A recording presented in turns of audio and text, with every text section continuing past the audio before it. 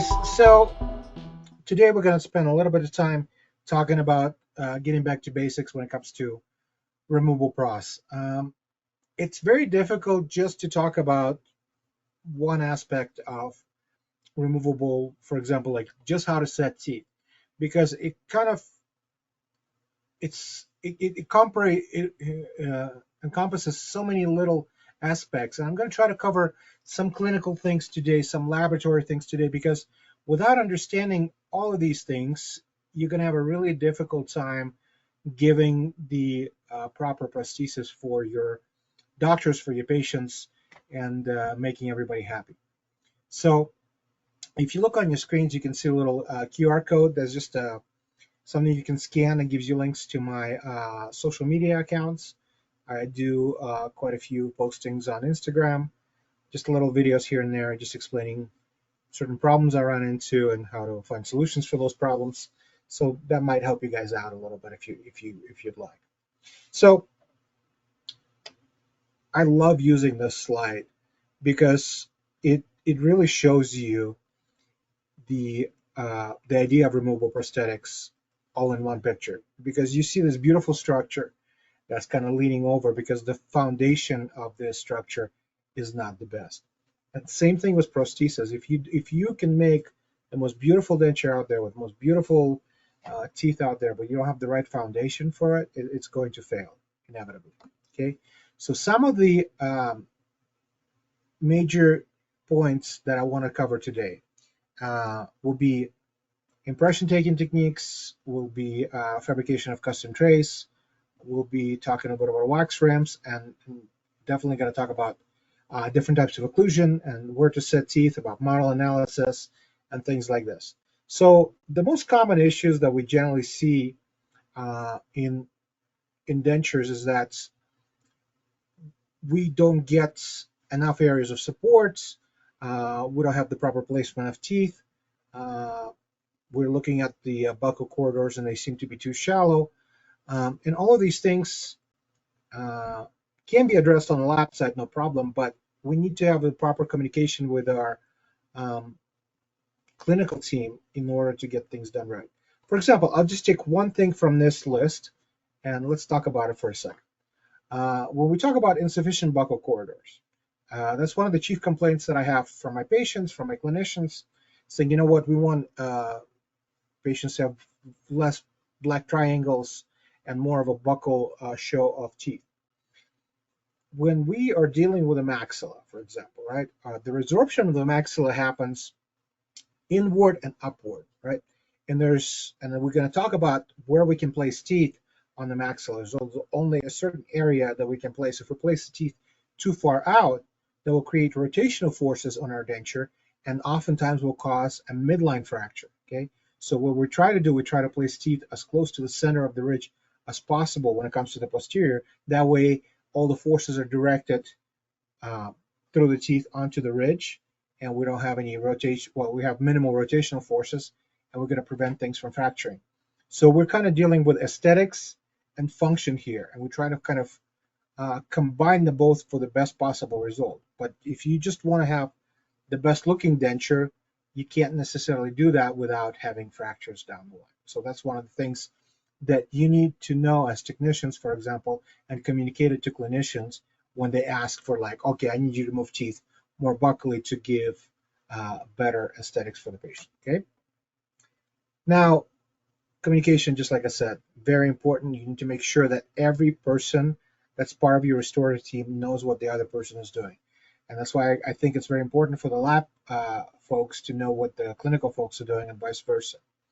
Okay, especially when you're dealing with implant restorations, because oftentimes if the surgeon is not talking to the prosthodontist is not talking to the technician, and everybody's kind of doing their own thing, next thing you know, we don't have enough bone reduction. The implants are placed willy-nilly where the bone is, and then when it comes to the restorative team, we can't get things done because we didn't communicate properly, guys. So very important to communicate with our team. Okay, so let's talk a little bit. TikTok. I'm sorry. Let's talk a little bit about the clinical aspects of things, because I can't do a good job on the laboratory side if my clinical aspects are lacking. Okay, so when I talk to my clinicians and we talk about the initial impressions, I prefer to have a nice overextended initial impression because um, I can tell where the structures need to go, and I can kind of manage my models and I can manage my custom trays based on that. So we need to have the residual alveolar ridge, hamular notch, maxillary tuberosities, attached part of the soft palate, and peripheral vestibule. Oftentimes, I see a problem when we are doing initial impression at the area of the attached part of the soft palate, okay? Because I generally see a deficiency there.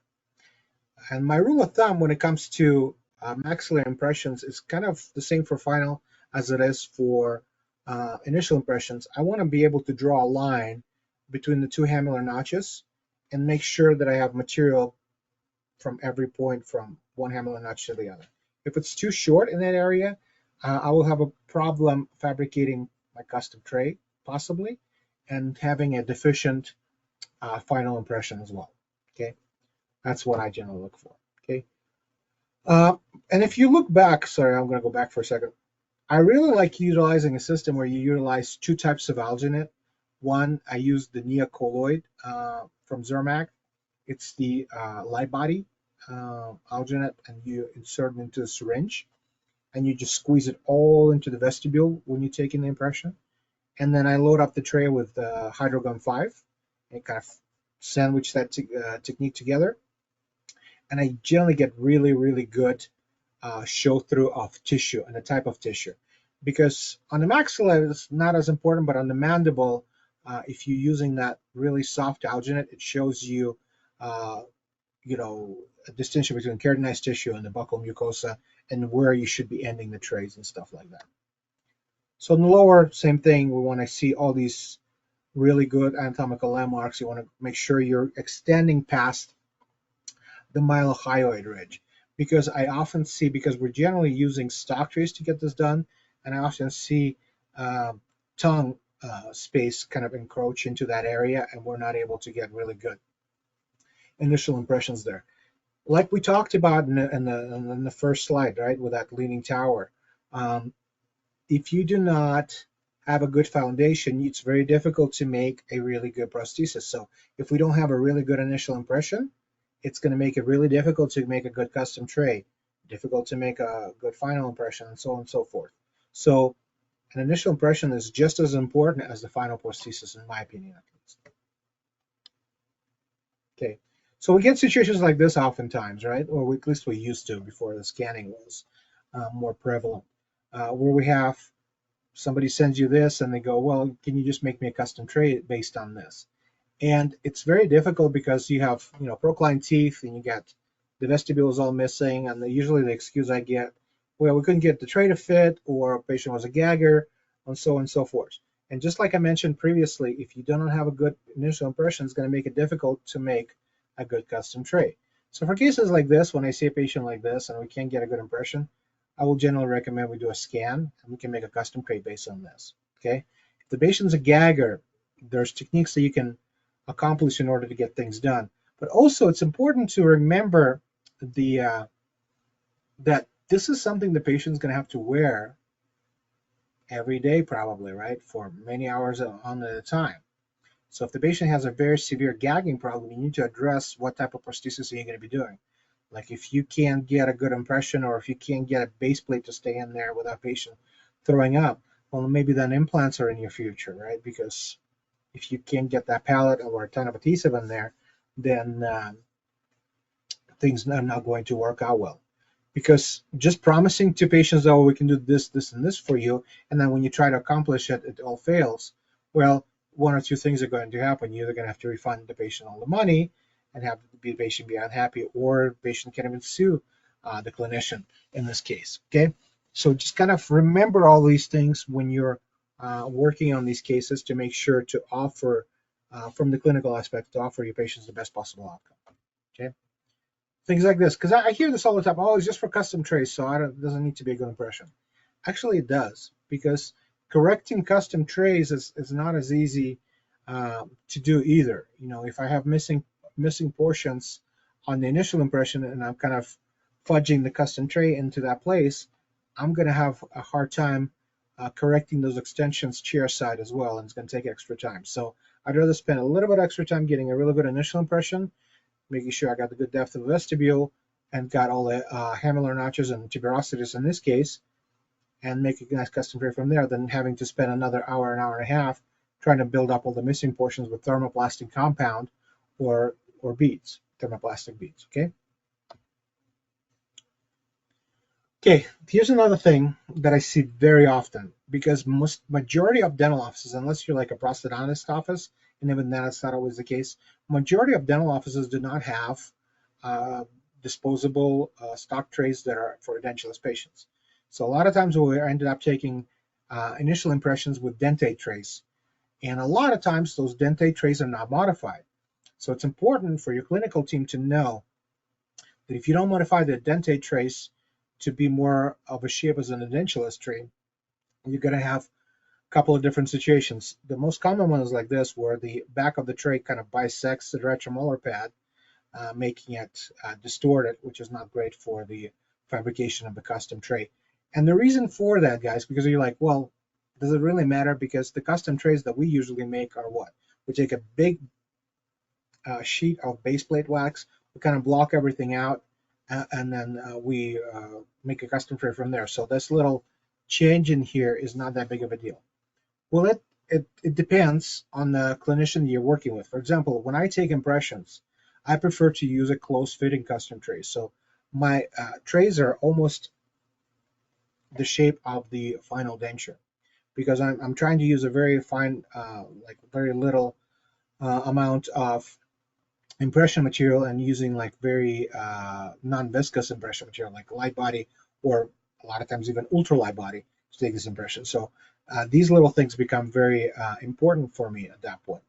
But if you're taking an impression with a ton of spacer in there, and you're just border molding after that and everything else, then maybe it's not as important. But you get, especially being on the lab side, you get all kinds of clinicians who request all types of different custom trays. And because my custom trays nowadays are just made with digital, like I'll scan my models and I'll fabricate digital custom trays that are close fitting, then this is definitely very important for me. Okay, and this is the other thing that happens. So you see that little bisection of where the retromolar pad was, and because of that, they weren't even able to, maybe they have actually even captured this, but whoever was pouring up this model didn't do a great job capturing the retromolar pads. And when it comes to mandibular cases, more often than not, I see a ton of cases that are missing those areas. And if it's simply a tissue-supported type of restoration, you're going to have a hard time getting stability out of that case if you're missing a ton of anatomy on there. So just pay attention to that. Now, a lot of times, the easiest thing for me to do to modify a tray is just to use some putty to kind of give me the approximate shape of what I need, and then I'll just do an algid on top of that. Okay, so that's something you can do. Or you can start cutting into the tray. So I basically just use a torch. I just kind of torch the tray a little bit so it softens it up, and I just use scissors to trim that up. And you can just contour the edges with some beadwax. So really soft and really easy to use. If you don't want to use beadwax, you can use a thermoplastic compound, or you can use silicone, like I was showing in a previous slide. So there's a lot of things you can do. And I basically, with this shape of the tray, I'm trying to replicate the shape of Dr. Abe's trays for dentulous patients for the mandibular arch. Another thing, actually, this is what I show a lot of times to dental assistants and to clinicians when they're working in the clinic. When they take the mandibular impression and they pour it up, a lot of times they don't have like a tongue filler, or they're not boxing up their impressions. They're just pouring up a bunch of stone in there, flipping it over.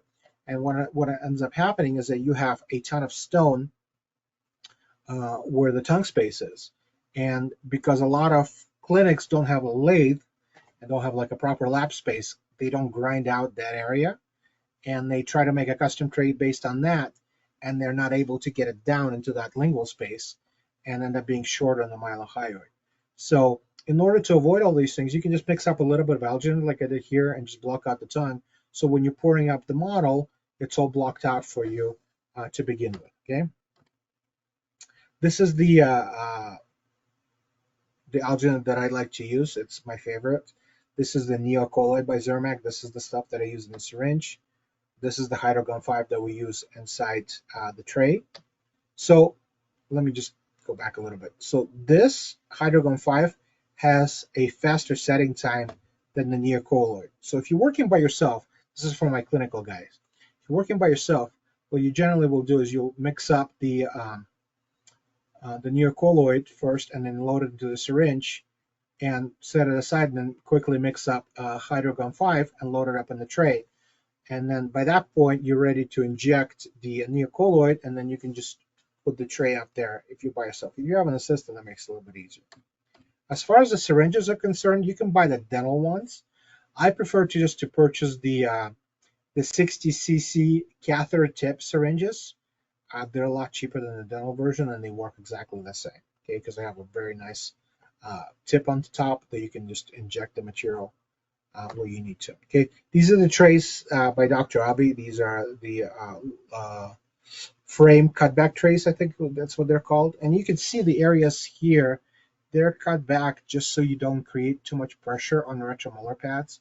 Because if you read his books, he talks about distorting the retromolar pads and how it plays a role in losing suction on the mandibular arches. Okay, and you can also see that the area of the buccinator is severely shortened, and the area where the masseter attachments are is also very shortened. So that will actually create a nice impression in that area without having to push into the muscles too much. This design is actually really, really good. And if you look at the handle also, it kind of goes up and then over. That way, when you're trying to form the areas of the mentalis muscles, it actually doesn't overextend things too much. You want to have an overextended impression, but you don't want it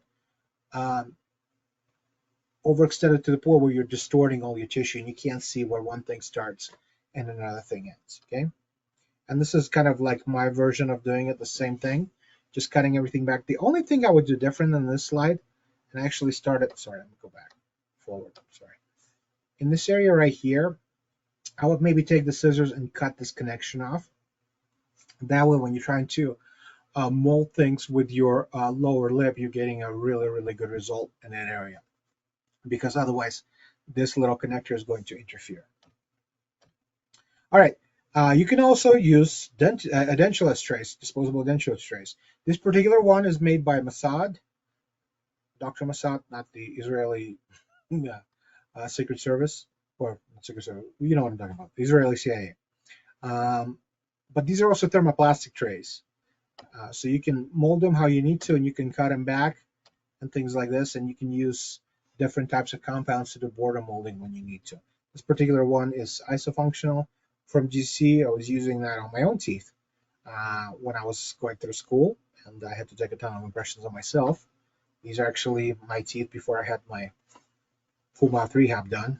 Got a couple of implants there. They're still giving me trouble. Okay, so when you're doing a little bit of border molding with thermoplastic material, it actually kind of gives you really good results. But some of us don't want to spend a ton of time doing that, so we'll just use wax because it's for initial impressions. Go from there. Now, when you're working in the mouth, it's important to take a look at everything and see where your tissues are, what kind of ridge you're dealing with, where your tongue space is, what size your tongue is. It going to be encroaching on your ridges and things like this. So all of this is very important.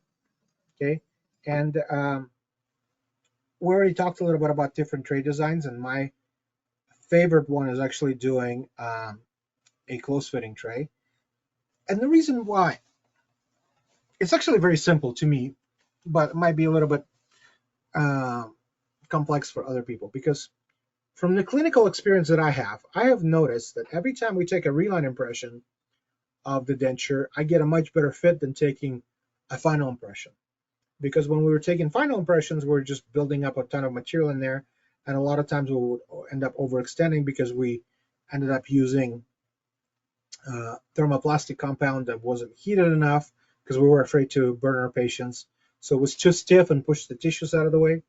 And with relines, it's basically a close-fitting impression where we're just applying very little material, placing it in there, have the patient bite down. So patient's in occlusion, so it's a closed mouth impression, and we're using very little material. We usually get good results. So ever since realizing that, I started doing close-fitting trays and started doing, I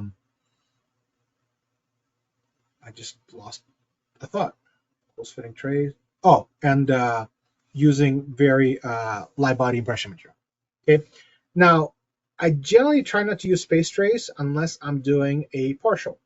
With partials, I'd like to place a lot of spacing, especially where the teeth are, because what often happens, and this is more of a laboratory thing, if you take an impression, yeah, the impression might look great, no problem, but if you don't have enough spacing in there and the material is too rigid, when you pour up the model and you end up with a case like a picket fence type of partial, you go to remove it and it breaks all the teeth. If you create a lot more spacing in there, you reduce the rigidity of the material, and then when you remove things, there's a lot less chance of you breaking the teeth.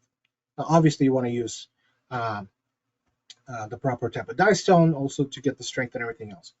Window trays. I see a lot of prosthodontists try to do window trays, and a lot of times they'll end up with kind of a step. I'm actually got a case, serendipitous enough, I guess. I got a case right here that I'm sending out this week where the clinician tried to do a window tray. So I don't know if you guys can see this very well or not. Don't have the best. My camera wasn't working very well, so I'm using my regular webcam. So basically, there's a hole in the tray where you see where the green material is. So what they do is they take an impression with that hole first, and then once that impression is done, they'll add material here.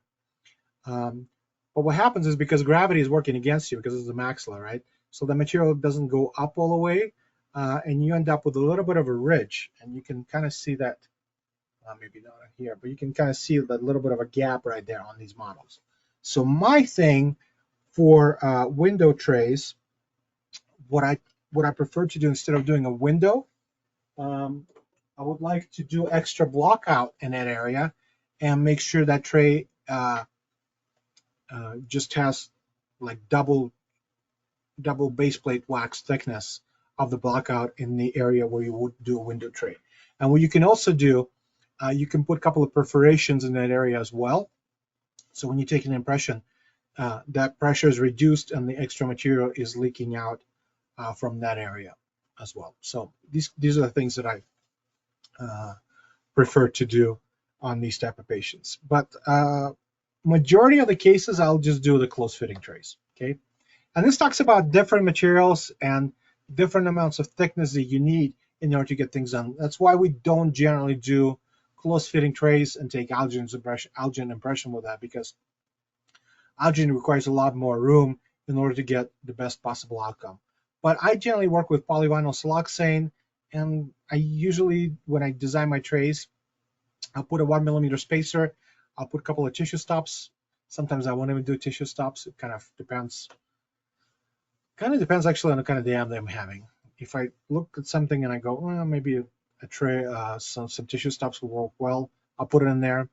But oftentimes the reason why I don't put tissue stops is because the tray, the ridge is very narrow and almost knife edged, and putting tissue stops will create pressure points and create pain for the patient, and it'll make it difficult to take a good impression, and it's probably going to get distorted anyways. Okay, so hopefully that makes sense.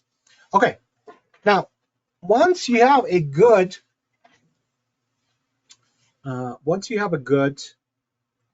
initial impression and you have a good model, it's time to design a custom tray.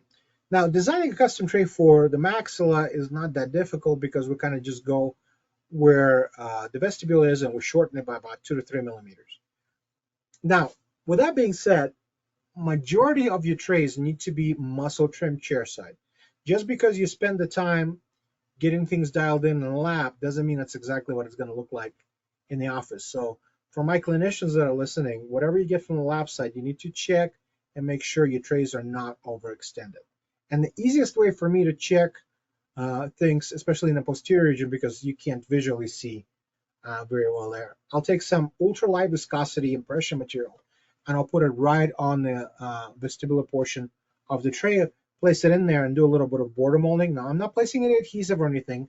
I'm just basically using that as my fit checker. Okay, so by doing that, I can see if I see any perforations, I know that my tray is too long. Okay, the idea is to make the tray just long enough to where it's short of the outline by about a millimeter or two. That way, when you fill up the tray with impression material, you don't even have to border mold with like heavy body or medium body. You can just load up the whole tray with light body, and when you take an impression, you go through movements, it shapes your final impression. Okay, but in the mandible, it's a little bit more difficult because you have a lot of muscle attachments, and the more you lose the ridge, the closer those attachments are becoming in there. Okay, so some impressions you can tell, some impressions like this where you used a lot of alginate, that's just really heavy body stuff. It just kind of pushes everything out of the way, and you can't tell very well where things are. That's why I talk about neocolloid and taking the impressions with that as well. Okay, so this is just the same impression, for example, taken with a Hydrogun 5, just heavy body material. And this is the same patient where we used Hydrogun 5 and neocolloid in the syringe. You can see all the striations of the mucosa and everything else on there. And this is us using the Dr. Abe's designed frame cutback trays. All right, so if you look closely here, what I showed you on that model, you can see where the buccal shelf is. You can see where the masseter muscle attachments are. You can see where the buccinator attachments are. A little bit of mentalis muscles right there. For me, I can a lot of times I can see mentalis muscles better on the resorbed cases than I can on the non-resorbed cases, because I see these little two kind of oval shaped attachments on things, and it makes it easier for me to design custom trays. Okay, so I'm going to show you a little bit about my aesthetic outline and how to build trays based on that. Now, when you look up my aesthetic outline online, there's like a PDF file that you can find, and it shows you all these steps step by step, and that's what I used to create these photos. And one of the things in there, it just shows you where to mark the crest of the ridge. I generally don't see a necessity for it, but I could be missing something. And another thing, guys, if you can't find the my aesthetic outline PDF on the internet, just message me through social media or through email me, and I will send you the link for the file. Okay. Okay. So you want to mark the retromolar pads because those are important, right? Those are very important for stability. You want to mark the mylohyoid ridge because your trays need to be at least the depth of the mylohyoid ridge. You don't want to go too much below it because you can extend your denture below the mylohyoid ridge by about 2 millimeters, but you don't want to go more than that because you're going to be into the space of the mylohyoid, and it's going to destabilize your denture. Okay, you want to mark the external oblique ridge. Now, on some cases like this, it's not very visible, but if you use the proper alginate, like I showed you in the previous slides, it's a lot easier to see. Now, like I mentioned before, these are kind of a starting point. You will have to adjust these when you start working on patients. So don't be too hard on yourself, like, oh, I can't tell with the external oblique ridge. So what I generally will do is, like, if I can't tell very well, I'll usually make it slightly longer, and then I can just trim it chair side. Or if you're just doing this in the lab, maybe talk to your doctor and say, listen, I can't visualize things as well here, so I'm going to make it a little bit longer, so just make sure you adjust it when you're taking that impression. Okay, so you see right here, you can really tell where that shelf is, and I can stop my trays exactly where I need to. I can really tell where my frena are, and I can avoid those as well. Okay, now mark the mentalis muscles because your trays need to be bisecting the mentalis muscle. On some cases, they're better visualized than others, but majority of the cases I can really, unless your impression is way too short, not the resorption, but the actual impression. is way too short, I can usually tell where the mentalis muscles are. Okay. Oh, I skipped marking the buccal and the lingual frena. I showed you where all the buccal ones. Sometimes you have lingual frena, sometimes you don't. So if it is visible, make sure you mark it, because every time if you don't and you make the tray that's going to be in that area, when the patient's gonna stick their tongue up and out, they're going to destabilize the denture. So you want to avoid all these attachments there. Okay. Okay. So you have here it says mark 1/3 of the mentalis muscle. I just usually just bisect it by half, and then you connect it over the labial frenum and the buccal frena, just to avoid all these attachments, as you can see right there. Okay, so you see that I'm only going up halfway up the retromolar pad in this case, and there's a reason for that. If you look at the literature, the retromolar pad tissue is only stable about halfway up. So above that point, it will become a little bit more destabilized. That's one reason. The other reason, if I make the tray go all the way up and I'll try to connect it to the mylohyoid, I'm going to get all this undercut area right here, which is not going to be part of the denture. So if I want to get it all the way up the retromolar pad, I will probably do it like this, to where I'm still trying to avoid the undercut. So you can cover the whole area of the retromolar pad, or you can go halfway up. I've seen it done both ways, and it seems to work both ways in my opinion. Is the third reason why we a lot of times will try to avoid this area, because when the initial impression is taken, it's usually taking as an open mouth impression, and the retromolar pad is really stretched out. Okay, it's almost like goes in right into the pterygomandibular fold up there, right? So that area is not really showing you the proper dimensions of the retromolar pad. So by going shorter of that, you're probably capturing the area of retromolar pad in a relaxed state. That's why I think it's the most important thing that you can do, if possible, is to take at least your final impressions in the closed mouth state, because our patients are walking around with these dentures with not like this, right? Not like how we take impressions. They walk around with these dentures and usually about 3 millimeters open. And you want to capture those tissues in that position as close as possible. And that way you'll get the most stable design. Okay. So we connect everything here, connect everything on the facial and the buccal. And you can see I kind of marked here all the different muscle attachments. You know, the masseter, the mylohyoid, the buccinator. This is the one that you remember for the boards usually. And once you take the boards, I cannot remember the name of this muscle to save my life. Okay. Okay. And then the mentalis muscle. Okay. And all these areas are avoiding things. So your trays will usually, especially on the mandible, will look a lot shorter than what the initial impression is, right? It's initial impressions are very overextended, and the trays are going to be a lot smaller. In this particular case, you see how it's avoiding the lingual frena. It's going a little bit past the mylohyoid. We blocked out a little bit of undercut here, but chances are the denture is probably going to be shorter than this in this area. And definitely I'm trying to avoid the masseter and the buccinator muscles on this side. There's a sinew right here. It's called the semaeus sinew.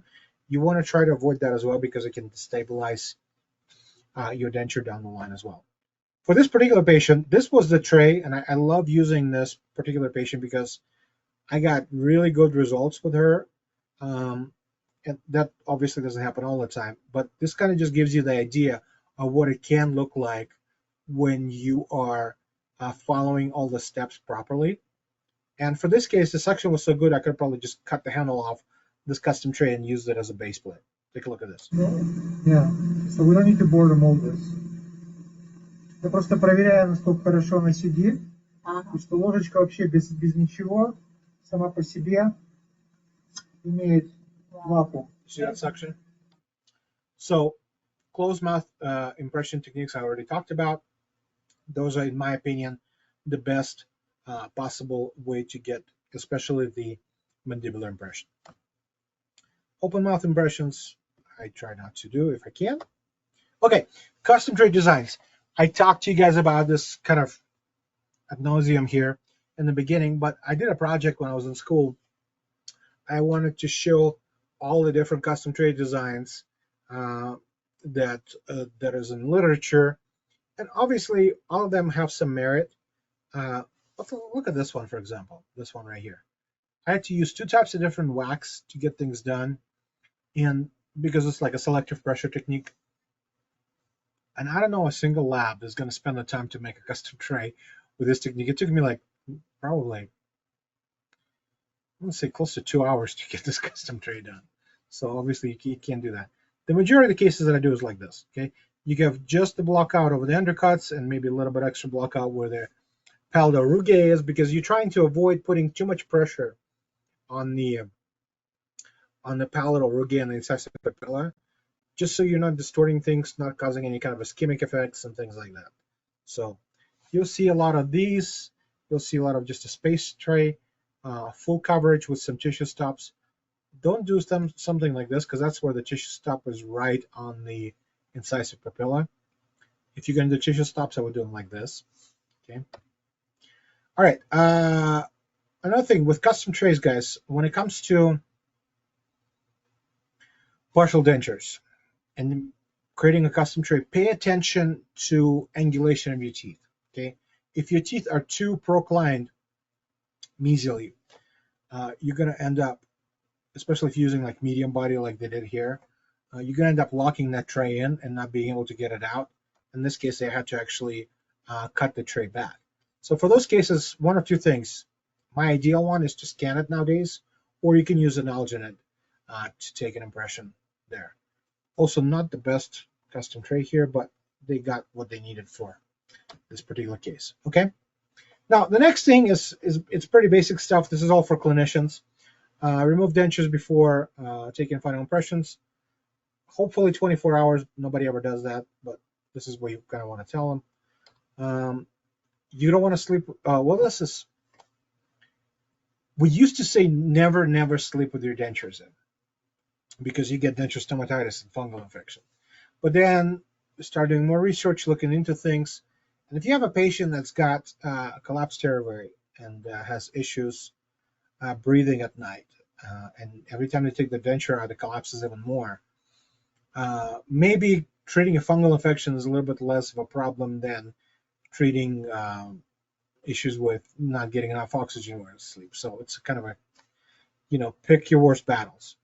Pick your battles, I mean. Okay, make sure your tissue is free from denture adhesive. That one is so important, because every time you take, and it doesn't matter if you take an initial impression or a final impression, if you trap denture adhesive in that impression, you can't get a good model out of it, because it just completely destroys your stone, guys. Okay. Dry tissue with gauze before taking a PS impression.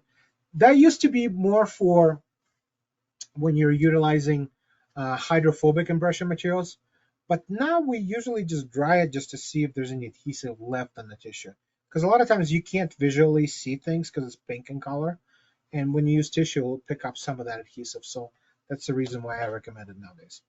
Now, if you guys can get a screenshot of this on your computer, I highly recommend doing that. And if you're a clinician, save it. If you're a lab person, save it and maybe send it to your clinicians. It will really help them to get really good movements to get all the necessary areas for your impressions. This particular one for mandible, and this next one is for maxilla, right here. So take a second, maybe take a screenshot of this. If you don't have that ability to do that right now, also you can message me and I will send you those files as well. All right. As a lab person, you'll get a lot of final impressions coming into the lab, and you'll have to explain to the doctor why this isn't working for this particular case and what we need to do to correct this. Let's take a look at this situation. We have a patient that the custom tray was fabricated, a final impression was taken with heavy body impression material. Okay, I only reserve heavy body impression material for border molding. I don't take the base of impression with heavy body because of this situation right here. It doesn't flow very well. It doesn't show detail very well, and it kind of pushes things out of the way too much. They try to correct it a little bit with light body, but they didn't put enough in there. So when you try and do a correction, you want to place enough material over the whole surface to do the correction. Okay, so one of two things could happen here. We can send it back and have them retake the impression, or we can make a base plate on this and have them take a wash impression at the try-in stage. The reason why you want to do a wash impression at the try-in stage and not at the bite registration stage, because if you take your bite trims and you take a wash impression, then on the lab side, you're going to have to make a whole new model. You're going to have to make a whole new base plate, and you're going to have to transfer those records somehow from the old base plate, which is not always the easiest. So this is why I recommend doing the wash impression at the try-in stage, because from there, we can just pour up the model in the lab and process the case right on that model. Okay. Okay. This is the reason why we generally don't perforate the trays, especially while using light body impression material. So this tray was fabricated pretty well, and the border molding was done pretty well. The only mistake was the laboratory person, aka me at the time, put a ton of perforations in the tray, and when the light body impression material was used, it all kind of leaked out through those holes. Okay, so that's why I try not to do those kind of things unless I'm using like a window type tray where I'm trying to block out a lot of area, and even then I'll try to only do it in a certain area, and because it has a ton of space in there, I can put like a little bit of medium body even, and then put light body on top, and that way that medium body is going to prevent the light body from running out of those holes. Okay, it will still reduce the pressure on the tissue, but it won't allow all the material to kind of leak out of those areas. Another thing to remember, adhesive. In this case, no adhesive was used as well on the tray. Okay, same thing here, no tray adhesive. If you're taking this particular case was a repair reline, so they build up the repair zone with some compound and try to take a light body impression, but the mistake that was made, the only mistake that was made here is no adhesive, not denture adhesive, but no polyvinyl adhesive was used. And if you try to pour up this model, it will leak underneath the impression material and create a discrepancy there. Okay, this tray right here has too many issues. Number one, the tray wasn't properly trimmed.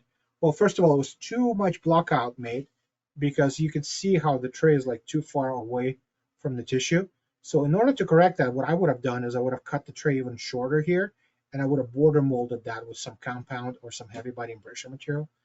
Second thing is that when they try to do a custom tray, remember I showed you guys that the lingual area, when it's not blocked out, you have a bunch of stone there, and if you don't trim it, you can't get the material for custom tray down into that mylohyoid space, and end up with a short tray. So the way to correct that here would have been also to border mold. Now maybe heavy body wouldn't be sufficient enough because it's too short. Maybe you want to do some compound there. And then if you try and do a correction with light body or ultra light body, you need to make sure you place it over the entire surface and use enough pressure to where you don't end up with these little bubbles as well. Okay. Same thing here. Okay, so we talked about impressions, we talked about custom tray designs, we talked about final impressions. Okay, these are all very important aspects, folks, for fabricating our dentures, because I don't care if you're a clinician or technician, even if you're just doing lab work, you need to know these things. Because a lot of times I'll get feedback from my webinars and my lectures. They're like, well, it was a good lecture or it wasn't a good lecture, but there was too much clinical aspects of things, and I work in a lab and I don't really have a use for it. That's not necessarily true, guys, because knowing clinical aspects of removable prosthetics for a lab person is something that's going to pay you back tenfold, especially with the way that the digital things are going, because everybody now and their mom is making digital dentures, right? Because it's like, oh, you click a couple of buttons and you can print something or you can mail something. But if you don't know the aspects of model analysis, if you don't know aspects of proper custom tray design, if you don't know aspects of taking a good impression, you can't stand out from all the other labs.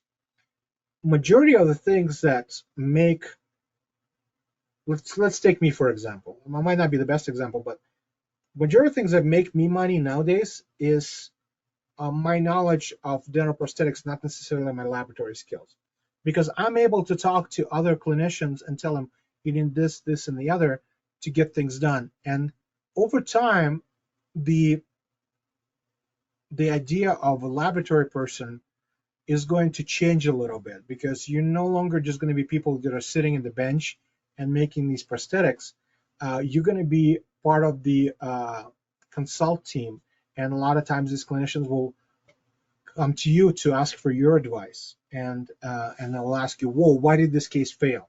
What could I do different in order to give our patient the best possible result?"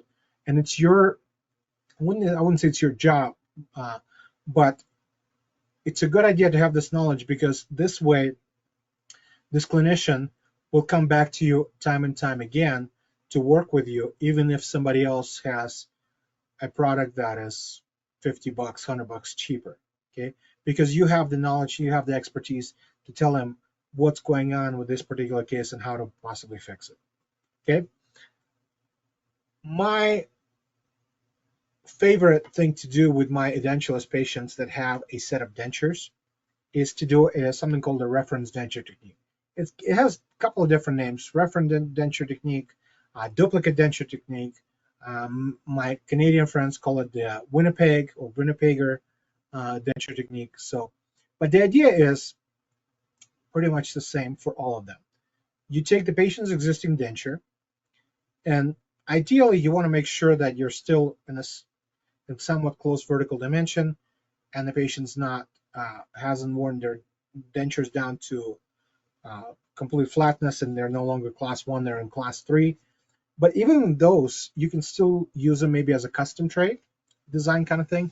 But if you have a situation like this, what I usually will do nowadays, I'll just scan that in and print it, and use that as my custom tray / bite tray. Okay. So this is what it kind of usually looks like when I print them.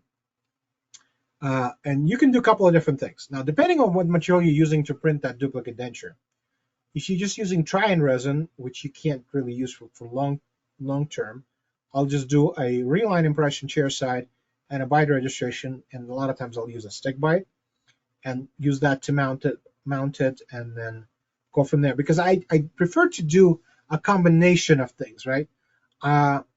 Sometimes I'll do all digital. Well, even with all digital, there's still some analog. But what I'm referring to, like all digital fabrication in the lab, where we take the impression and then we scan that in, and we don't even print the model and just do everything start to finish, digitally printing it or milling it, whatever.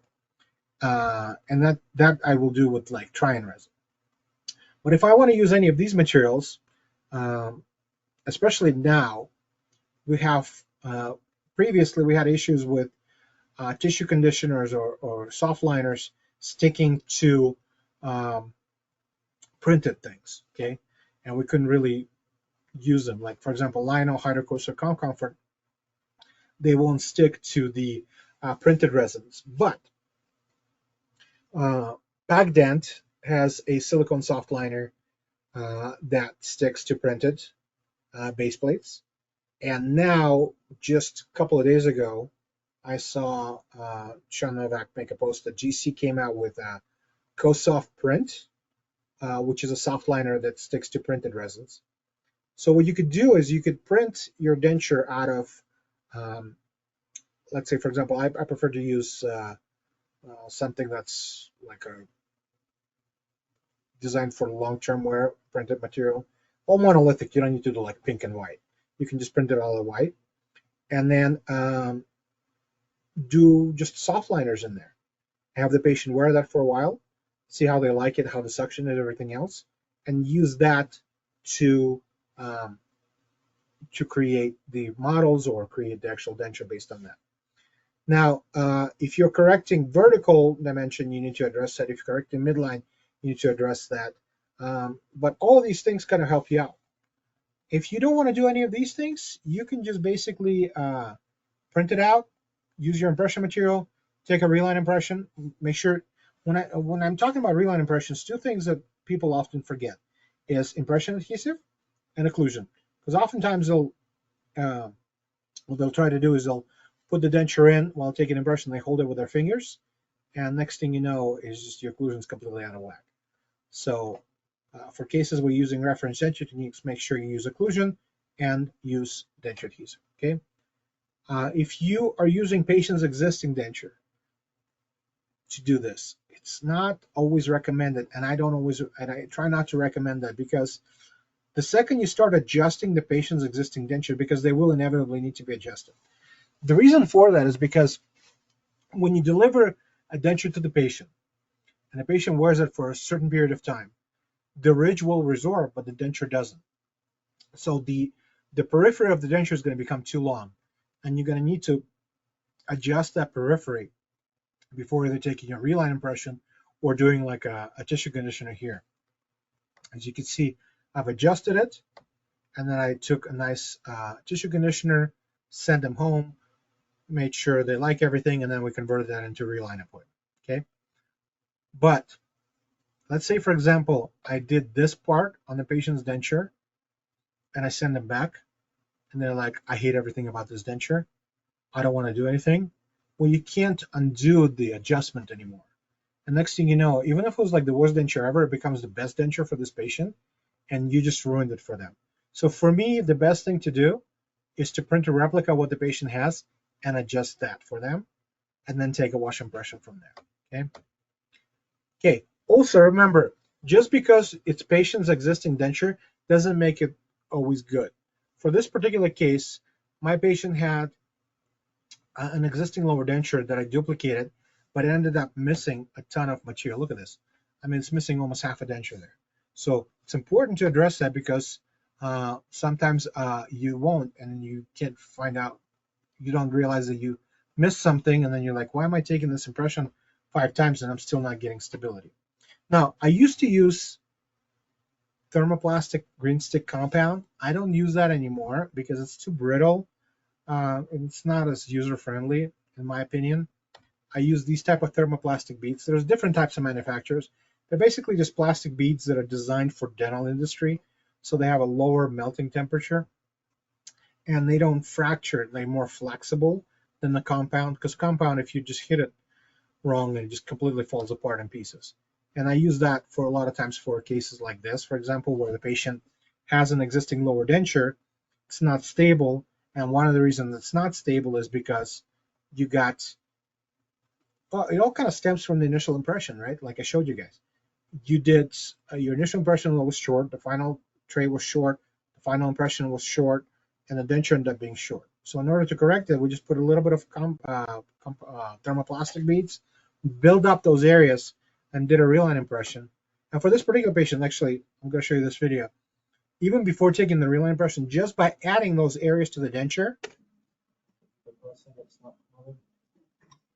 we get suction just by adding those areas to that.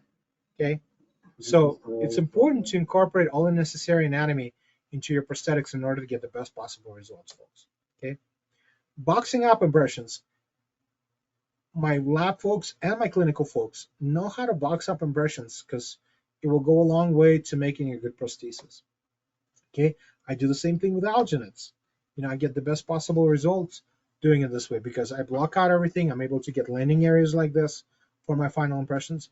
And on landing areas, they're important for a couple of reasons. It makes it really easy to flask things, so you're not encroaching into the areas. It allows you to build up the walls a little bit, so the area where you try to take the impression, the most important part where the vestibule is, you're not over trimming things in that area. Okay, and these are kind of these basic things, guys. You know, you want the depth of sulcus to be a certain way. My depth of sulcus usually just goes deep enough until it becomes kind of undercut. In this case, it just shows 3 to 4 millimeters. You want your models to be a proper height. It says here you want it to be 15 millimeters. I can get away with 10. You do that for 2 reasons. Number one, when you're removing the stone cast from the mounting on your articulator to process the case, if your base is too thin, you have a much higher chance of fracturing that base. Okay. Second thing, if you are flasking the case and you're trying to press pack a case and your base is too thin, there's a possibility you're going to put too much pressure and it's going to crack your base, and you're going to end up with like a positive fracture line into your denture, which can mess up your fit. So these things are there for a reason. Okay. This particular one, you want to make sure I usually say, because the books say you want it to be 8 millimeters past that point. I say you want it to be just long enough to where you can still get the denture base, but you don't need it to be too long, because if it's too long, you're not going to be able to fit it into the flask a lot of times as well. Okay. Okay, posterior palatal seal. Two things, guys. A lot of times you will have to do this on your own and just kind of guess where the soft palate connection is. And I usually go about 2 millimeters past the fovea palatini line, and I go about millimeter and a half in depth, and I kind of feather it out into the butterfly and to where the hamular notches are. You don't want to have too sharp of a step there. Okay. Now, wax rims. And this is the most popular slide I've ever made. Wax rims are important, and a lot of times it's important to fabricate them correctly, because a lot of times the person that's making the wax rims in your lab doesn't know all the aspects, and they have like a little spatula that you do spackle on the wall. What I prefer to do, so you can see, let's go back. What I prefer to do is 22 millimeters on top, 18 millimeters on the bottom on the interior, and I try to do 80 degrees in the interior as well, because it has to do with lip support. Okay, if you do it 80 degrees, it kind of shows you where you need to be, and you can always trim this back if you need to. Okay, sometimes, personally, I think I've used this thing like twice. One of the times was to take this picture, but some people like to use it all the time. It's a lip ruler. Basically, you place it on the incisive papilla, and you can measure the height of your lip. And when you make the wax rim, you make it about 2 to 3 millimeters taller than the height of your lip. That way you can actually adjust it to the proper height, and that 2 to 3 millimeters doesn't just give you the room for the proper height, it gives you room to correct your horizon where you need to correct it. Okay. This is just a little slide that shows you how much lip is showing on patients that are younger, that are older, female versus male. But this is kind of just a rule of thumb. You can adjust it for what works best for your patients, guys. Okay. Alma gauge, that's if you want to base your dentures, the new dentures, on your old one, but you don't want to duplicate your cases. Now these Alma gauges, they're about 100, 150 bucks, something like this. I've actually designed a kit to work on these like $5 calipers, and you can print this with your printer. So this little attachment, and I have it on my Thingiverse account.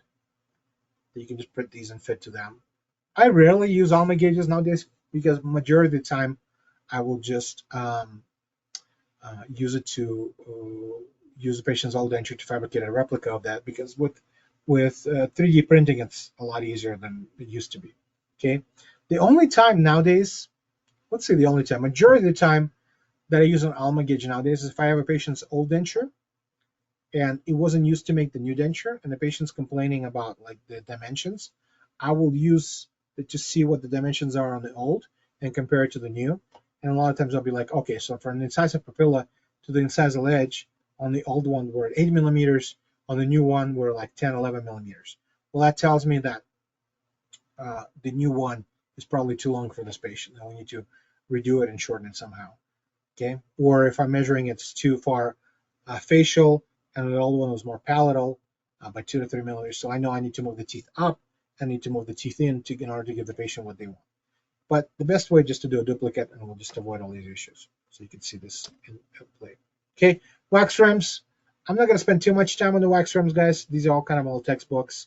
You make sure that it's just the proper dimensions. What is important is using the proper spatula instrument to fabricate wax rims. And this is what I use. Wax rim former is what it's called. And what I like about wax rim formers is they have your hip plane built in to the former, and it makes it really close to your camper's plane. So basically what I do is use this little ridge right here, and when I'm fabricating the maxillary, wax rim, I'll rest it on the hamular notches and I'll push it down until it gets to about 22 millimeters. And usually that gives me the proper hip plane, which is pretty close to my camper's plane. So when my doctors, or if I'm doing the case, placing it in the mouth and they check it with a flux plane, it usually parallels to that camper's plane for that particular patient. Okay. The old way of doing things, and some people still do it this way, they'll measure 22 in the front and 18 in the back. I just like to use this instrument. They're not that expensive. Okay. On the bottom, similar thing. You go 2/3 up the retromolar pad and you move this thing down to get to about 18 millimeters in the front. Okay. Okay, what to do, and I think I already covered this, when you have an impression that's overextended. So for this particular case, the doctor used heavy body impression material to take everything, and you can see how the borders are really thick. When I'm teaching impression taking techniques, I usually tell my doctors, I said, you want to make sure your impression mimics the size of your denture. If your vestibular thickness is like a centimeter, that's usually pretty indicative that you overextended things. But not to worry, same thing on the lower here. When you make your base plates for cases like this, I usually will make them shorter to where I think it's about what it needs to be. And then at the try-in stage, we'll just take a wash impression and process the case, okay? Now, this brings me to my next point, folks.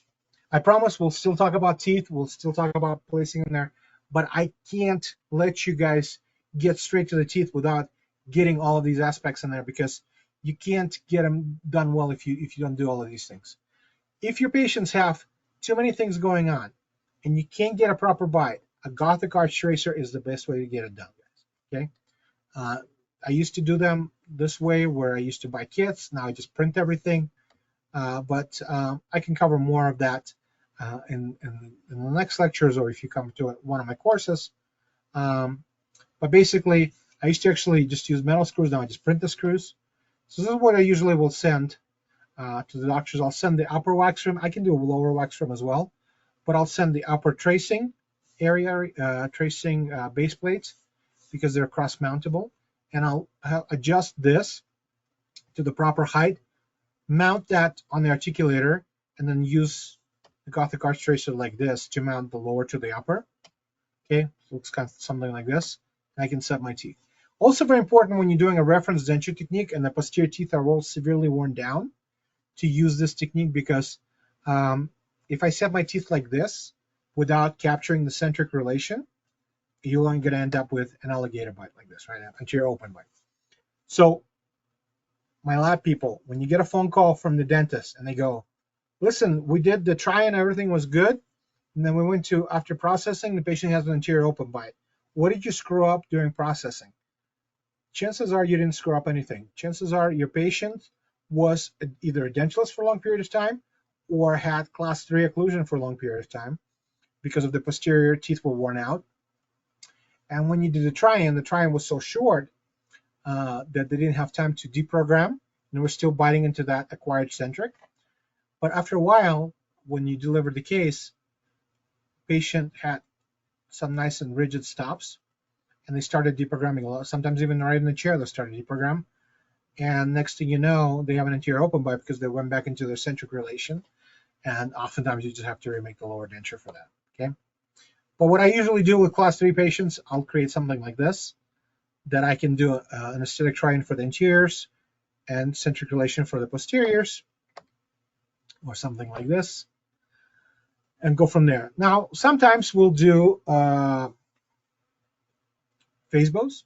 Not a huge fan of phase bows because of this, because your ear canals are not always parallel, and you end up capturing that and transferring that into the articulator, ends up being askew. I like ear bows a little bit better because you can line those up to the actual eyes, because they can kind of, they don't have, like if you look at this one, right, it doesn't have a nasion relator, so it doesn't rest right here. So you can move this up and down a little bit, and sometimes I'll even put like a little lever here, and that way when you transfer it to the articulator, it works a lot better. But majority of the cases we'll actually just use either a coist analyzer like this, or something that I've modified myself, which is just like a better Fox plane that I've placed some holes in there for a coist analyzer. Okay.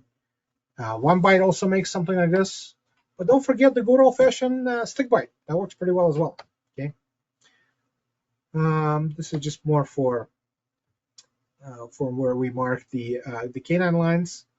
There's like a whole formula to it, which I haven't used this in years, by the way.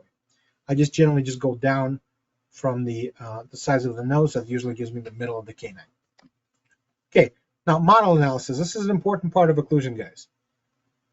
Now, we'll talk a little bit about different types of occlusion, but it doesn't matter if you are doing lingualized occlusion or doing semi-anatomic occlusion or doing full anatomic occlusion, model analysis still plays a good role in it. So basically, with model analysis, you can overcomplicate things and print it on German if you don't read German. That way, it works very good. This is actually an illustration by Max Bosshardt, who is very, very knowledgeable when it comes to this kind of stuff. I try not to get really deep into things when it comes to model analysis. I'm more of a superficial guy with this, and I use it to simplify things for me and not overcomplicate things for me. Okay. So what model analysis does, it allows you to find that balance between aesthetics and function. Remember, at the very beginning of our lecture, we talked about the buccal corridors. Well, model analysis allows it to utilize as much of the ridge as possible in order to give us the best possible buccal corridor situation. Okay, so for model analysis, a lot of times you want to, well, most of the time you want to have it mounted already, and you start marking your landmarks. Your landmarks, and it doesn't matter if it's digital or analog, your landmarks is what allows you for the best possible placement of your teeth. So you want to mark your anterior limit of past the incisive papilla. So middle of the incisive papilla, 7 to 8 millimeters ahead of that is where your incisal edges usually are. Now, I will use that to fabricate my wax frames sometimes. And also I will use that to communicate with my clinicians. If my teeth are set up too anterior, I'll call them and I'll say, listen, did you adjust the wax rim on the lip support? Because if you don't, and I set the teeth there, your patient is going to have a bulky upper lip. So that's something important to remember. You can't always use that as your midline, because look at where the incisive papilla here, and look where the actual midline on the model is. So use common sense a lot of times on these things. Now, in order, let's say for example you got a wax rim, and the doctor did mark the canine lines, and you want to see what type of tooth mold you want to pick. If you have nicely visible pallor rugae, the first major pair of pallor rugae is going to show you the center of your canine. Okay, this is also what the software is actually using in order to give you the best possible mold for your case. Okay. The second major pair of pallor rugae is the position of your first premolar, if it's visible. If it's not visible, just use common sense. Let's say, for example, you mark the middle of your canine. You know that the width of your canine is probably around 6 millimeters or so, right? So 6 millimeters past that point is going to be the end of your canine, and another probably 2 or 3 millimeters from there is going to be the center of your premolar. So you can take that measurement and place it on there if you want to, obviously. Okay, so the ideal position for your molars, and this talks about your buccal cusp. This talks about only about your lingual cusp, where you want to ideally place your lingual cusp. Okay, so it's going to be a line that you draw from the middle of the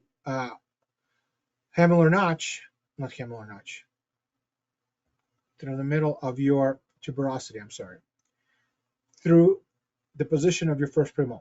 Now that's visible if you want to take that measurement. If you don't want to utilize that, guys, there's a much simpler way to do this. I'm going to show you in the other slides. Okay. Now it also shows you the correction where you can move your palatal cusps, move them inward if you need to. I rarely ever see a situation where you need to move your palatal cusps palatally, because what? Your ridge generally will resort upward and inward. So your teeth are usually already too palatal. So you won't, I don't think I've ever had to move teeth more palatal than I already have. Maybe if I have a really bad crossbite and I'm still trying to correct things, maybe only then.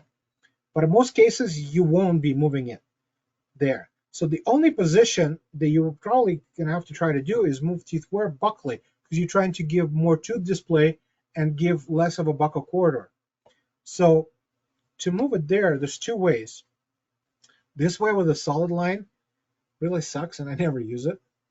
Okay, and for that you need to mark the position of your first molar, and the line through your first molar is usually marked through your first premolar as well, and this is how far out you can move the palatal cusp.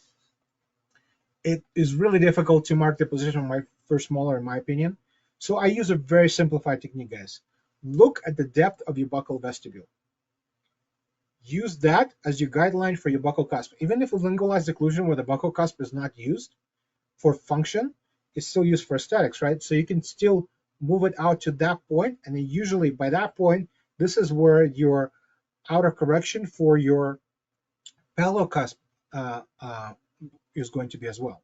So buccal cusp is going to be there, and the buccal cusp is going to be where this perforated line is, and the palatal cusp is going to be where your solid line is. So the idea is, let me just simplify it even further for you. The idea is you want to make sure that if you can, place your palatal cusp on the center of the ridge, okay?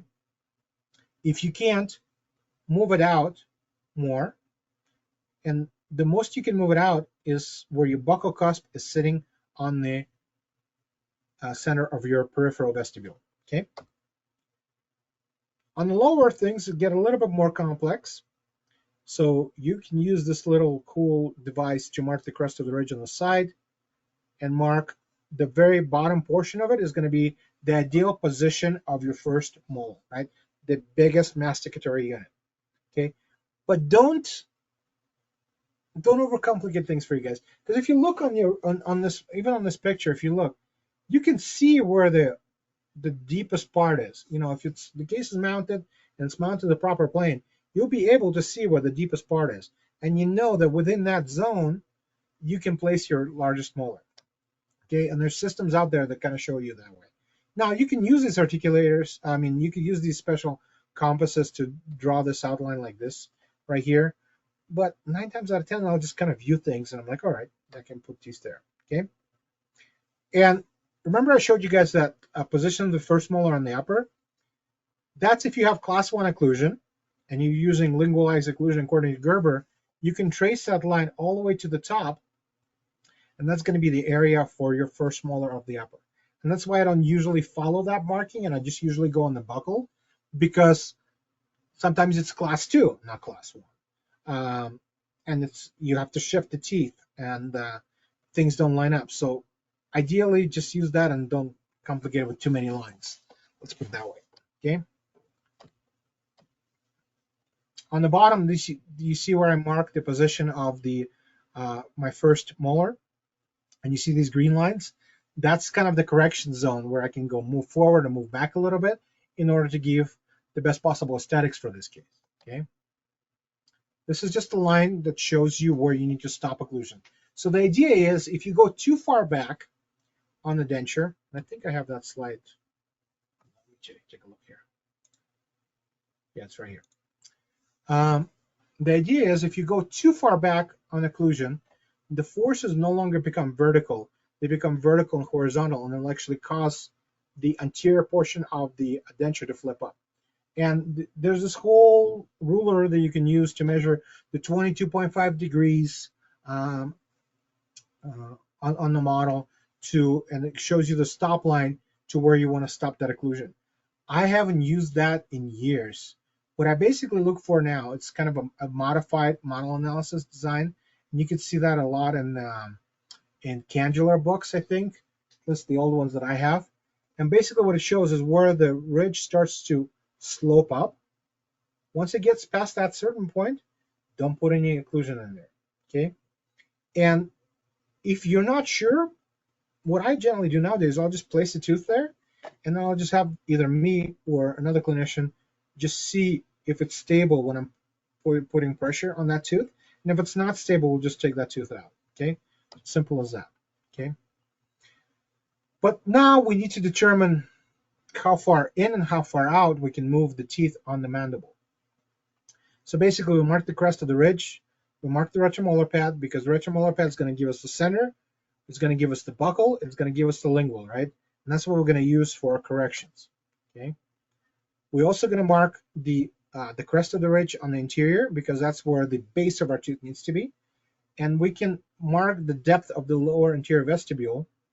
The deepest part is how far facial you can angle the teeth, not move the teeth completely out there. So the teeth need to be still sitting on the ridge, but you can angle the teeth that far forward in order to maybe correct from class 2 to class 1. You don't want to place those teeth too far forward because it's going to destabilize the denture. Okay. You want to mark the position of your first premolar, and it's usually right behind the canines. So the canines are marked where? Canines are marked where the ridge starts to curve. That's where usually canines are. If you don't have buccal frena, obviously you can measure again.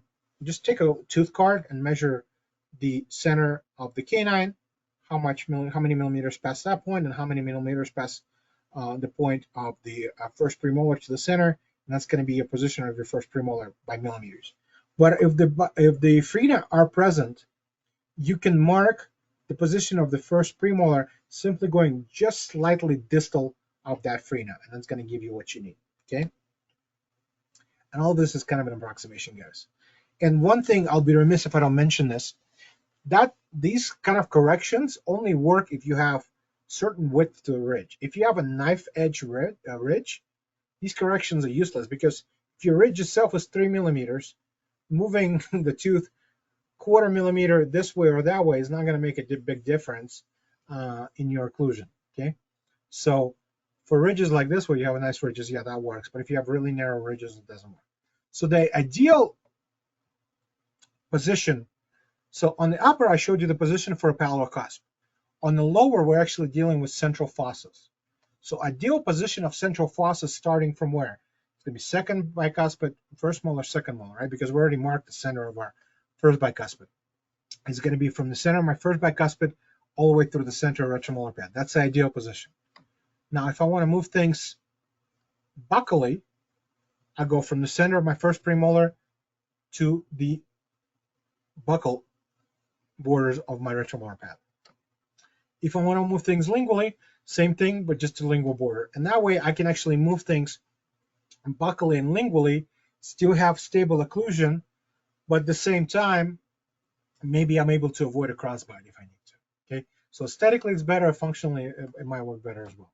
So that's where we kind of need the model analysis for our to set up. And this is coincidentally is the same system that is used in a lot of our 3Shape software and Exocad and all these things, because model analysis is model analysis no matter what you do.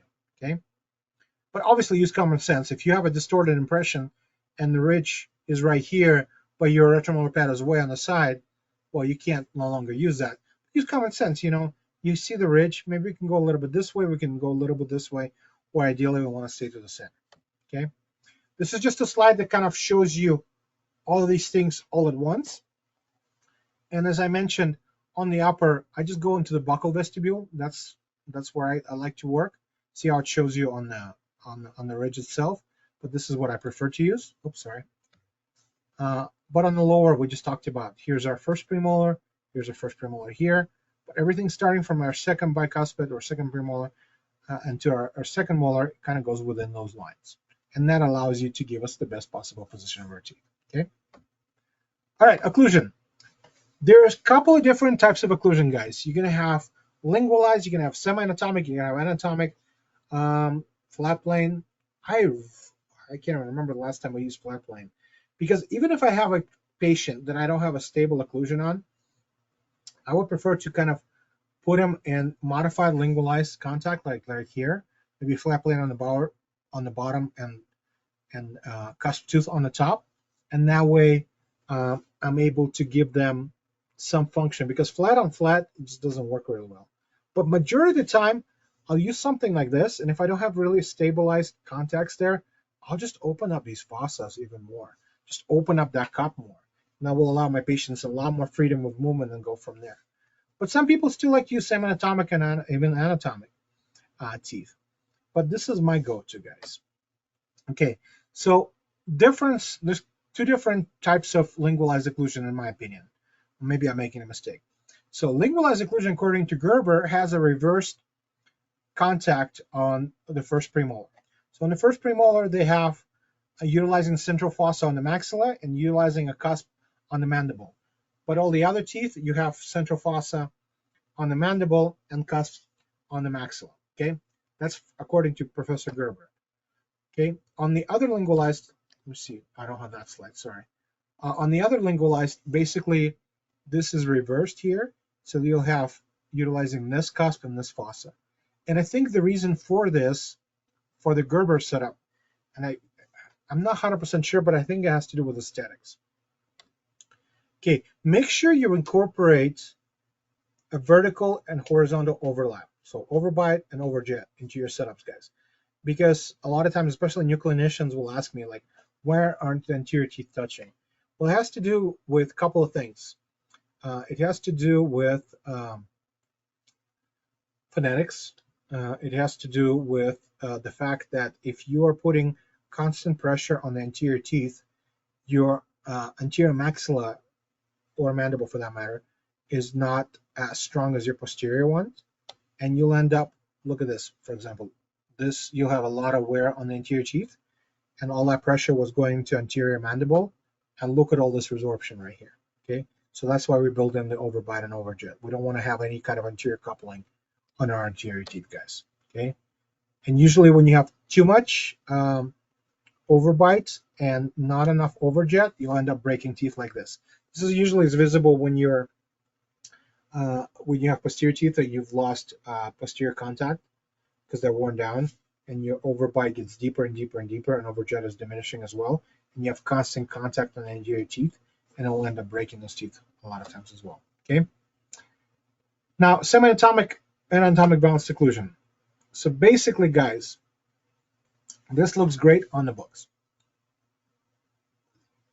If you go to dental technician school, or if you go to denture school, or if you go to dental school, they talk about balanced occlusion. And also, a lot of people say bolus and balance out. So balanced occlusion works great on an articulator, doesn't work really well in real life. The only time, and this is just my opinion, please don't shoot me, I think balanced occlusion is necessary if you have a patient with parafunctional movement, where they're constantly grinding their teeth. And in order to have things more stable, we'll give them balanced occlusion, and they're just doing this all day long, so the denture doesn't flop all around, creating more inflammation and causing more issues. Okay, because once the food is introduced, the balance no longer works. I use lingualized occlusion. I generally don't balance things very well. Another reason why we don't balance things on the articulator a lot of times, because whatever denture you're fabricating here, after delivery, that occlusion is going to change in about 2 weeks, because the tissue will settle. It's going to create different pressure points, and that occlusion is going to have to be readjusted. So spending all this extra time balancing occlusion on the articulator in the lab, in my opinion, clinically, it doesn't make sense. Okay. So basically, the way it works, when you go into the sliding motion on this side, you have a contacting motion on the other side. Now, obviously, if you have some food particles in there, that's no longer plays a difference. Here it is, these contacts on the working and the balancing side. The one thing I do look forward to is balancing the interior. So when I have my patients protruding into forward in order to bite their food, I want to have contact on some posterior teeth as well, so it doesn't flip my dentures out. So that kind of balance I look forward to. Okay. So same thing here. When we're setting up, I generally will set up. Now this doesn't matter if you're doing semi-anatomic, like in this case, or if you're doing lingualized occlusion. My setups are usually done the same way. The progression of the setup. What I'll basically will do is I'll set up my front 6 interiors, and also we'll set up my first bicuspids. Okay, that's for the upper. That's where I stop. This is what it looks like. From there, I'll set up my lower interiors and my first bicuspid. Now my lower interiors, I'll just set up in a proper dimension in my proper overjet. My overbite will need to be adjusted, but my overjet position is correct here. And I also make sure that my premolars in the proper position. And the reason why I do that, because I'm going to base my posterior occlusion from this canine. So from here, I'm going to go up to 3/4 up the retromolar pad, or maybe slightly shorter, and base my curve of speed based on that first premolar. Okay, there it is right here. Okay, I got my first premolar, second premolar, and I got my first molar. Now, if I have the room, which I didn't have here, because you see how it starts to slope up quite rapidly. If I have the room, I would rather set two molars and one bicuspid rather than setting two bicuspid into one molar.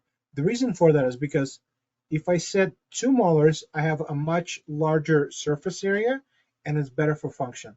But in this case, if I would have set two molars, I would have been too close to this area and I would have destabilized my denture. Okay, so I'll set my posterior lowers first, then I'll set my posterior uppers based to that. And this is what I usually set up my lingualized occlusion. And from there, I will adjust my anterior teeth to have the proper overbite. Because if my teeth are too far up or too far down, I'm no longer going to have that anterior posterior balance. So it's the same for my lingualized occlusion and for my semi-anatomic occlusion. The only difference between those two occlusions is that in semi-anatomic, you are working with ABC contacts. So you're working with your palatal cusp and your buccal cusp on the maxilla. On lingualized occlusion, it makes it a lot easier for me clinically, and it makes it a lot easier for me in laboratory. The only thing that I have working is the palatal cusps on the maxilla and the central fossa on the mandible. And then when I have to make adjustments, the only adjustments I make are to my central fossa of the mandible. That way, I'm able to give more freedom of movement, and I don't lose any kind of, function because my cusps are still sharp on the maxilla. I'm not adjusting those. Okay, so hopefully this makes sense to you guys, and we're going to stop right here. So we covered everything from occlusion to model analysis to final impressions to bite ramps, initial impressions, custom trays, and so on and so forth. So basically, these are the basics on how to get to the setup stage of our dentures. Okay, hope it helps. Thanks.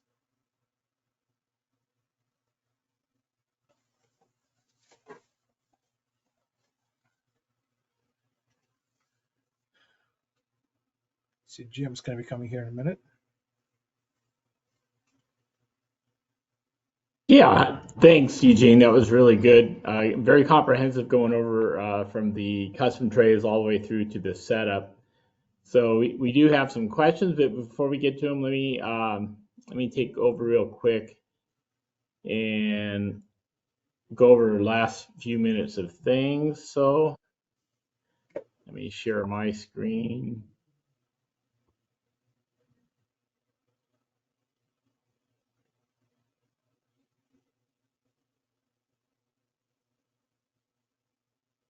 If I can get it so that I can do it.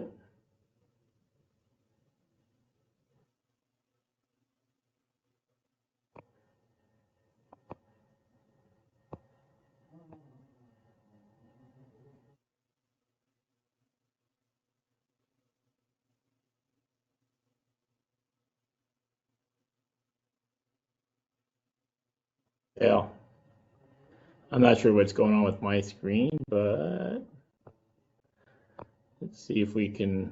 Part of it is those of you that are asking about CE, give us a couple days. We'll post that and bring that through to you. If you don't see it like in a week or so, just give us a call, and we'll take care of that. The video, the webinar has also been is going to be posted. So if it's give us a couple days to edit it, and then we'll post it on the VITA North America YouTube channel. And we do have some additional webinar dates that, let's see here. Gosh, I can't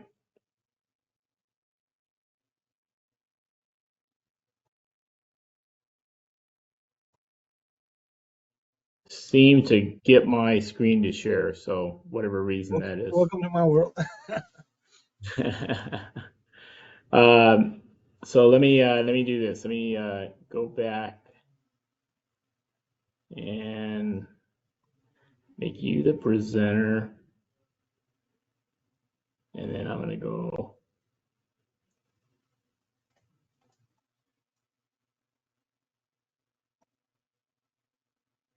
Well, it looks like for whatever reason, it's some technical issue. I'm not able to share my screen. So there's some webinars. You can visit us on our VITA North America website, and we have a list of all the upcoming webinars throughout the year and so forth.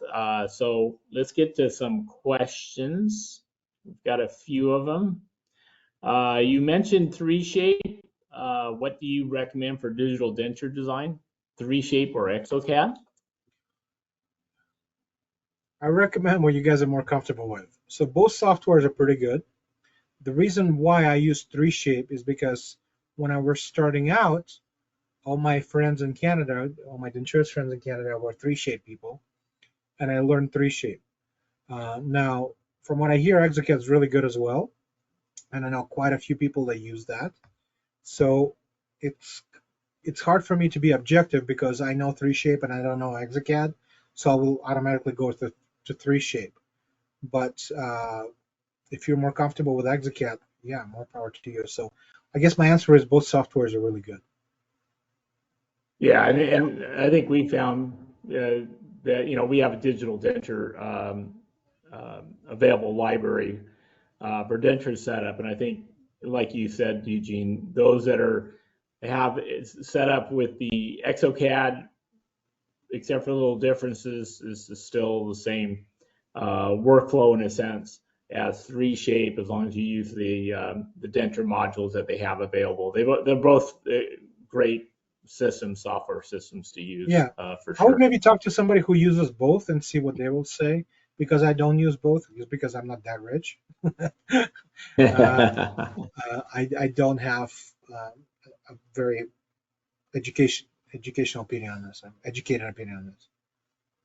Yeah, for as far as VITA is concerned, there's free denture, Bionic Vigo denture libraries that are free.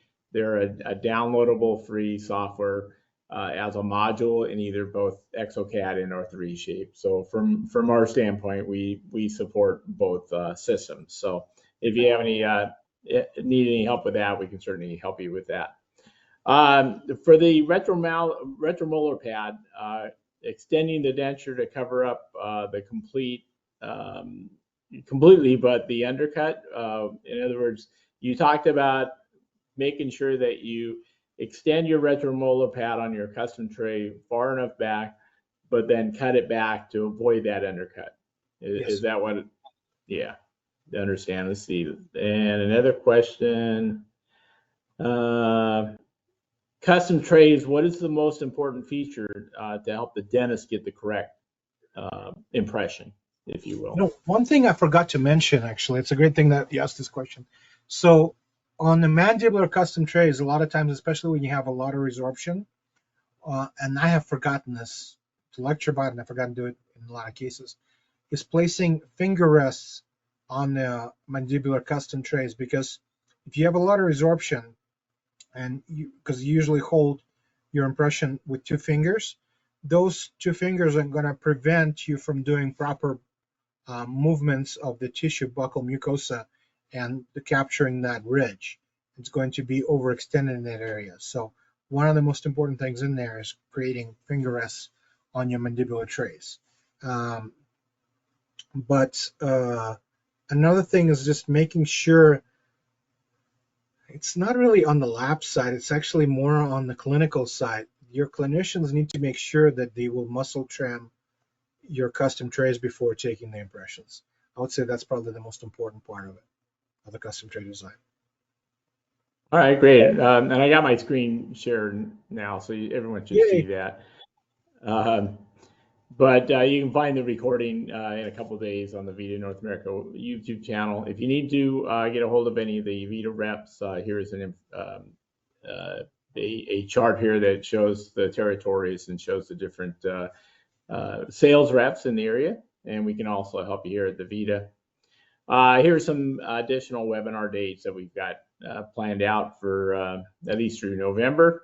And so I hope you join us again on another webinar. And what I want to do mainly was show Eugene. Eugene's been gracious enough to provide everyone with his contact information. He often is out either working at an office, doing his own Denturis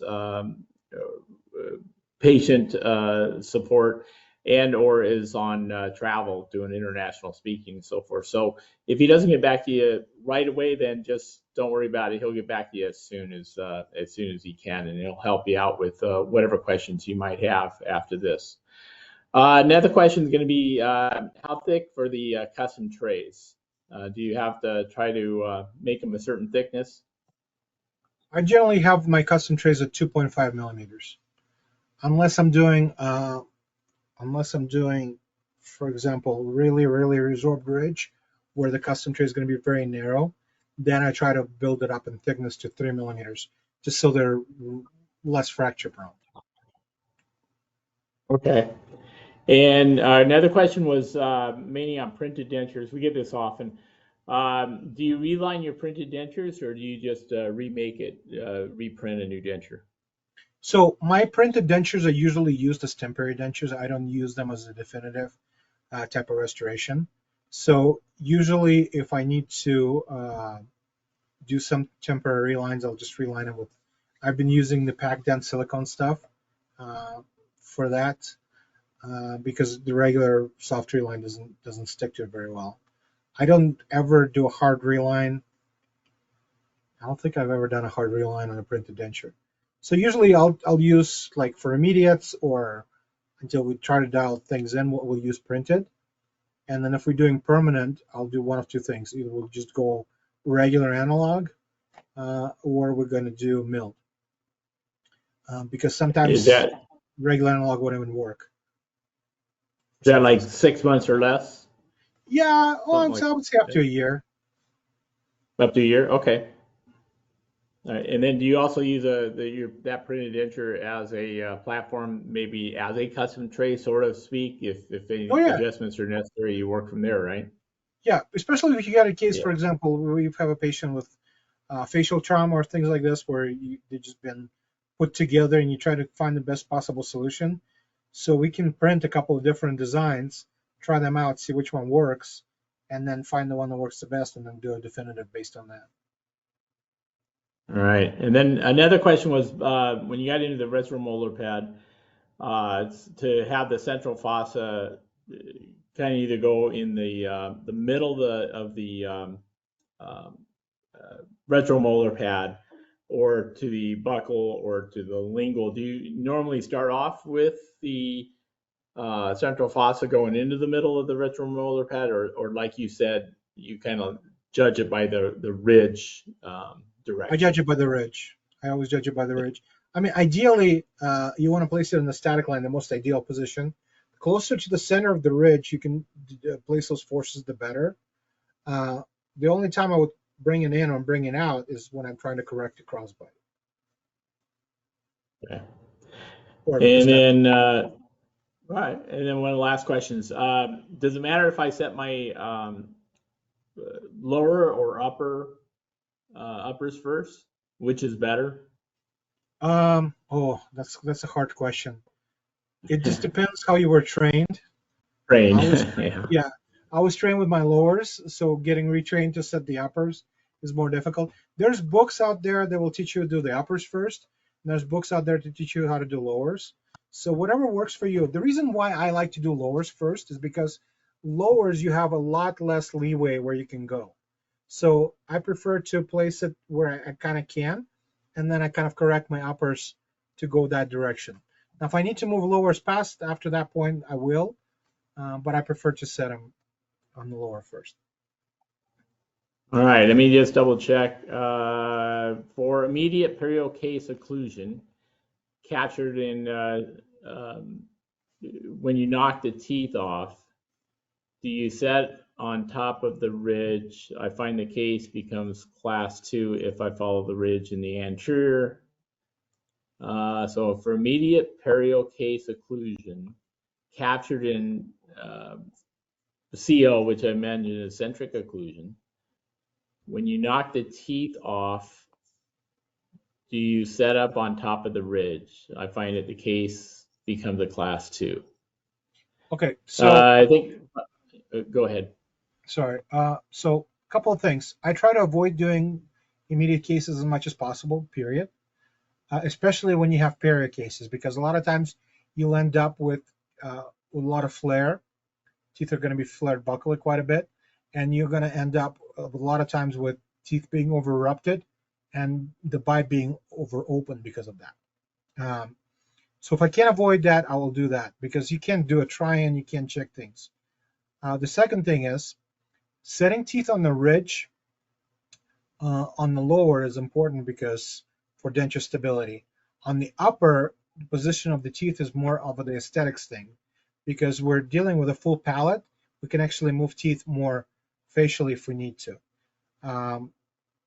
But inevitably, guys, if you're doing an immediate denture, I would recommend using it as a temp, just to dial things in, and then doing a definitive denture with a proper try-in.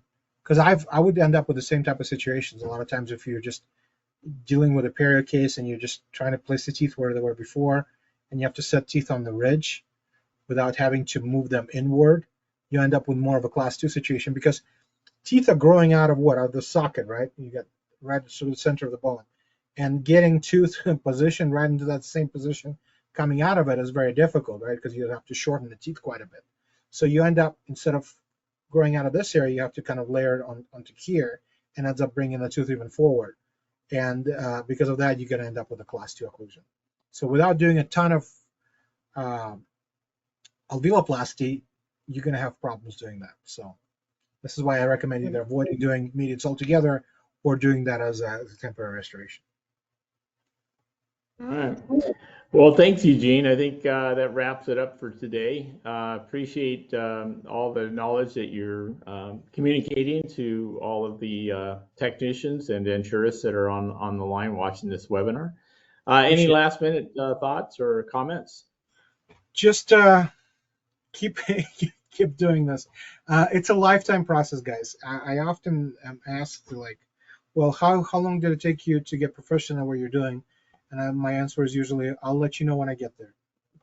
Yeah, we're always learning. Yeah, always finding something new. So, well, I do appreciate you spending the time with us today, and everyone else joining us. So I want to wish you, Eugene, a good rest of your day, along with everyone, participants that are watching the webinar. Have a great day wherever you may be. And we'll see you hopefully on the next webinar on VITA Academy. So everyone take care. And this will end today's webinar. Thank you for joining.